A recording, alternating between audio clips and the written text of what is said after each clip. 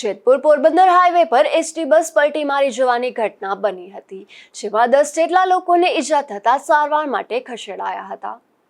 ઢાંક Jetpur રૂટની ST bus જેતપુરના Gundala ગામ નજીક highway પરથી પલટી મારી જતા અકસ્માત સર્જાયો હતો।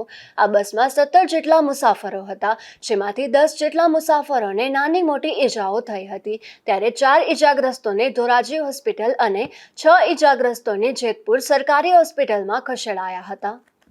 મારું નામ ચેતન મારડિયા, ધોરાજીથી એસટી દ્વારા જેતપુર જઈ રહ્યો હતો તો અચાનક ગુંદાળા બાદ ગાડી ધીમે ધીમે ચાલતા ડ્રાઈવરને એટેક કે કઈ પણ કારણોસર બસ પુલ નીચેથી પલટી મારી જતા 12-15 જણાઓને ઈજા થયેલ છે। મને ખુદને હાથમાં ફ્રેક્ચર થયેલ છે। અત્યારે ધોરાજી સિવિલ હોસ્પિટલે ટ્રીટમેન્ટ મળે। કેટલા લોકો હતા? 12 થી 15-20 જણા હતા, એમાં 12 થી 15 જણાઓને ઈજા થયેલ છે નાની મોટી। કેવી રીતે પલટી થતી? પલટી આગળ અચાનક સામે ડીવાયમાં ભટકાઈ પુલ ને પુલ થી નીચે પલટી મારી। શું નામ હતું? ગબરુભાઈ। આ ક્યાં રૂટની એસટી બસ હતી અને આ એસટી બસ પલટી મારવાનું કારણ શું? ઢાકથી જેતપુર પલટી મારવાનું કારણ શું? ખબર જ ન પડી સાહેબ, વહી ગઈ તમારી તબિયત ખરાબ છે? દેખાતું જ બંધ થઈ ગયું હતું મને। હાવ તો રજા કેમ ન મૂકી? કીધું તું મેં બધે, કોને કીધું તું? બધી કરીને નોકરી રખે ને રજા નથી આપતા? નહીં, જે ડ્રાઈવર ઘટે છે તો રજા નહીં મળે। પછી આ વર્કશોપમાં ઓલી ગાડીમાં ખાલી સાઈડમાં યુબોલ હાવ ઢીલા હતા, મને કે હાલ છે વાંધો નહીં આવે જવા દો, એટલે મેં કીધું વાંધો નહીં। કરાર આધારિત કર્મચારીઓ નિવૃત્ત? હા, આ ચોથા મહિનામાં 2 વર્ષ પૂરા થાય છે મારે।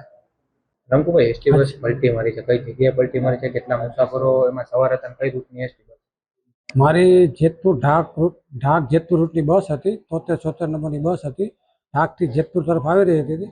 એ મંડલિકપુર ને ગુંદાળા વચ્ચે એક એસ્ટાસ્ટિક હોટલ આવે છે, ત્યાં હોટલ પાસે મારી બસ પલટી મારી ગયેલી છે, પુલ નીચે ઉતરી ગઈ હતી। એટલે 10-15 મુસાફરો 16 મુસાફરો હતા બસમાં, અને એમાં 4-5 સામાન્ય છે, 2-4 જણાને કંઈક હાથમાં ફ્રેક્ચર કે એવું કંઈક પગમાં ફ્રેક્ચર ને આવા અહેવાલ મને પ્રાથમિક મળી રહ્યા છે હોસ્પિટલ તરફથી। એવા ડ્રાઈવરનો એવો આરોપ છે કે ભાઈ એમની તબિયત છે તે ઘણા સમય ત્યાં 4-5 દિવસ ત્યાં ખરાબ હતી અને અમે રજા પણ માંગણી કરી હતી, પણ મને રજા ન આપવામાં આવી ને એમના કારણે મને ચક્કર આવ્યાના બનાવ।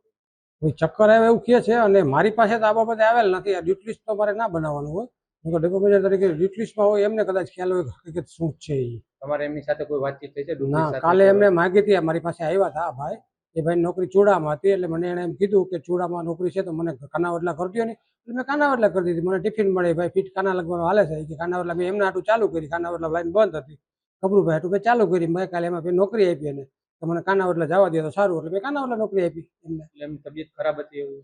કાલે એવું કઈ લાગતું નહોતું। પછી કાનાવડલા નાઇટમાં ગયા, નાઇટમાંથી સવારે જેતપુર આવ્યા, જેતપુરથી ધોરાજી ઉપરેલા થઈને ઢાક ગયા, ઢાકથી પરત આવતી હતી ગાડી, ત્યારે હું સ્થળ ઉપર તો હું હાજર હતો નહીં। બરાબર હે, રજા ઉપરથી આવેલા એવું જાણવા મળે છે મને મારા ઇન્ચાર્જ દ્વારા। પ્રાપ્ત માહિતી મુજબ એસટી બસના ડ્રાઈવરને ચાલુ બસે ચક્કર આવી જતા તેણે સ્ટેરિંગ પરથી કાબુ ગુમાવ્યું હતું, જેને કારણે આ અકસ્માતની ઘટના બની હતી। વિમલ સોંદરવા, ગુજરાત ન્યૂઝ, જેતપુર।